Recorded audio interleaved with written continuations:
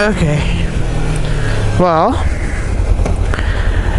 I'm a little pissed off. I figured I'd come out, ride the bike, and try to lose track of stuff, but I have a little bit of a rant. So, as most of you'll know, I'm a professional photographer. I do wedding photography for a studio here in Albuquerque. And then I also run my own studio doing nature, wildlife, and automotive photography. And then I recently switched from Nikon to Sony. And in the process, I sold all of my Nikon gear. Most of selling my Nikon gear went without a problem whatsoever. I mean, it was perfectly fine. However, and hopefully it's not too loud for you guys to be able to hear me, but however, I sold my Nikon D610 body. I sold it on eBay for $900, well $950, which was a big loss because when I got it I paid $1,800. So I lost half of the value of it, and I only had 6 months with a shutter count of 16,000 images, which you may say, well, 16,000 is a lot of pictures. Those cameras are rated to at least 200,000 images, so it was nearly new. It was in perfect condition. I sold it on eBay. The buyer got it 2 days after he bought it. I shipped it quickly. And then he complained about it. And he said there was some dust in the viewfinder, which I had never noticed. I used it shooting weddings for 6 months and never noticed that issue. But hell, okay, maybe I missed something. It's possible. Either way, that does not change the value of the camera, and you can service that all on your own. It's not hard to clean dust out of a viewfinder. I mean, if he didn't know how to do it, then okay, I understand. He didn't know how to do it. But he wanted to return the camera to me saying that it was not as described because there are supposedly 2 specks of dust in the viewfinder. And then he proceeded to tell me, well, you being a professional doesn't mean you took care of this camera. It means you probably abused it. Okay, maybe some people think professional photographers abuse their equipment. Maybe some professional photographers do. I'm not rich. I'm on a Ninja 300. I couldn't afford anything faster. I'm not a rich person. I don't have money to throw away on cameras. I don't have money to throw away on this guy complaining. But being a professional photographer and not having a lot of money to throw away, I take extremely good care of my cameras because that's my lifeline. That's how I make money. Without the camera, I can't make money. I can't pay for my bills. I can't support myself and my fiance. Can't pay for dog food. I need my camera. I need it to work, and I need it to be working well. I take extremely good care of my cameras. So, he then proceeded to tell me, well, also, it's so used that the grip on it is falling apart. And that was at the point where I had pictures of it. I was completely honest in the listing, what it was used for, who used it. And the grip had absolutely no issues with it when I sold it. Not a single issue with the grip. It was like a brand new camera on the outside. There wasn't a single scratch on the camera, minus the cheap LCD cover that was on it. But the screen underneath was fine. So at that point I told him, you know what, I can't accept a return because I don't feel I'm going to get the camera that I sold you back. You're telling me that there's these issues with it. There wasn't those issues with the camera I sent you. I can't in good faith take a return from you and believe I'm going to get the camera I sold you back. Or believe that you're not going to destroy it before I get it back. I mean, yeah, it's kind of skeptical. You try to think people are good and they're not going to do stuff like that, but you never know. People will do strange things. So I told him, no, I can't. He escalated it to an eBay claim.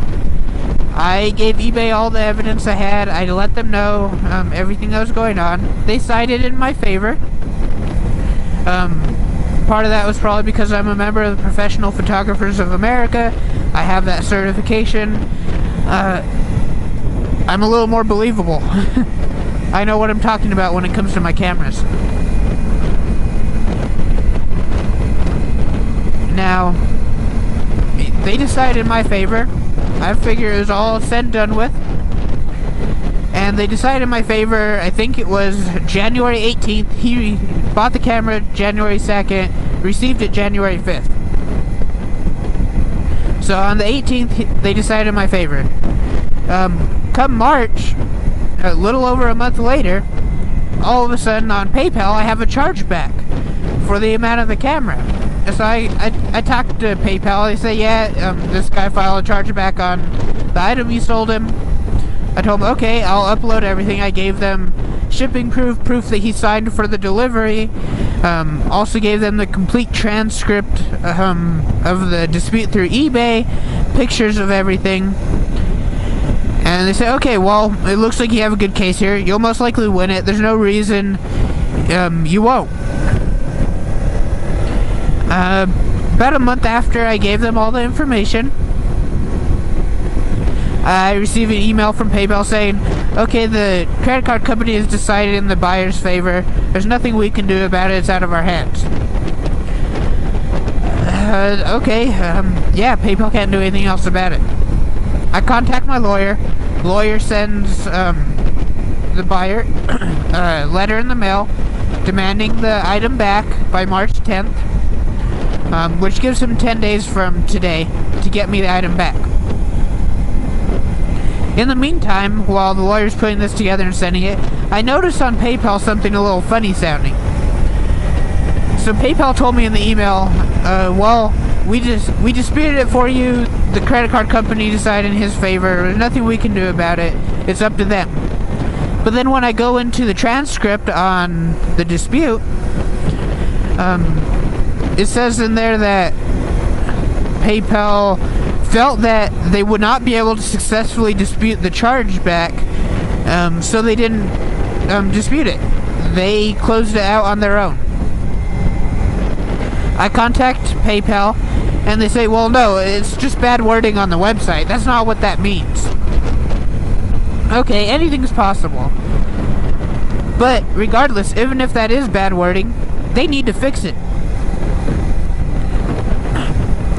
And then not only that, today, I receive a message from the buyer, an email, saying, well, my bank, Chase Bank, hasn't finished with the dispute process. They requested from me 2 days ago a written out statement of my side of the story, and I haven't sent that into the bank yet. So it's still pending. And until I get my money back and it's all settled, I can't give you the item back. So I'm pretty damn confused. I have PayPal. When I talk to them on the phone, they tell me, yeah, the bank decided in his favor. We can't do anything about it. It's out of our hands.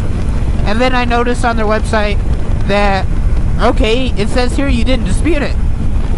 And then a couple days after I talked to them about that, and they reassure me they did dispute it and everything, I receive a letter from the buyer that is reconfirming what I thought all along, that PayPal did not dispute it.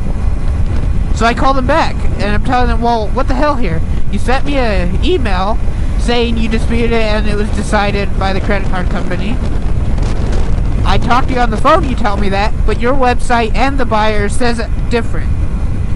And I say, well, can you send me what the credit card company sent you? Send me the letter they sent you saying that it was decided in his favor.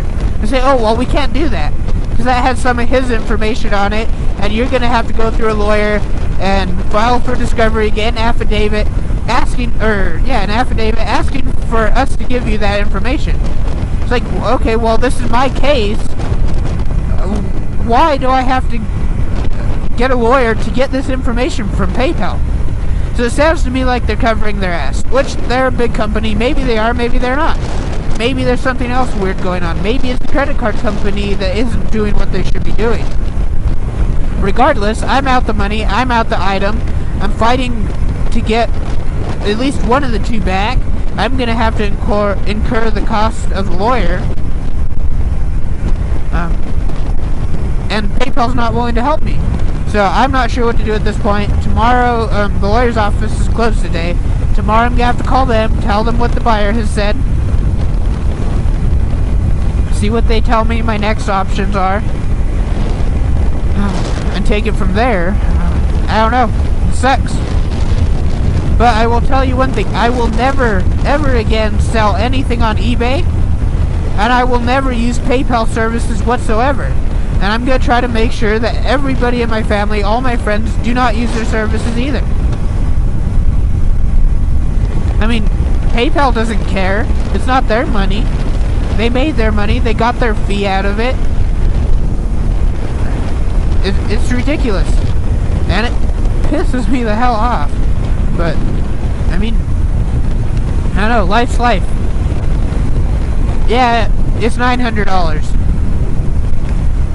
That's $900 I don't have to be throwing out the door. Maybe some people out there have that money. I don't. I'm 21. I have a good job. I'm building my credit. I don't have the money for this, man. I mean, I don't know. It sucks. So I hope something comes of this. I hope something happens. Either way, the buyer's gonna... I mean, it's karma. He's gonna get whatever is coming to him. If you try to screw somebody over, you're gonna get screwed over as well. But enough of that. So right now, it's 7 o'clock here in New Mexico. I'm behind the Sandia Mountains on Turquoise Trail, which is New Mexico 333, I think. Or maybe it's New Mexico 14, I don't know. But I'll show you guys this area a little bit.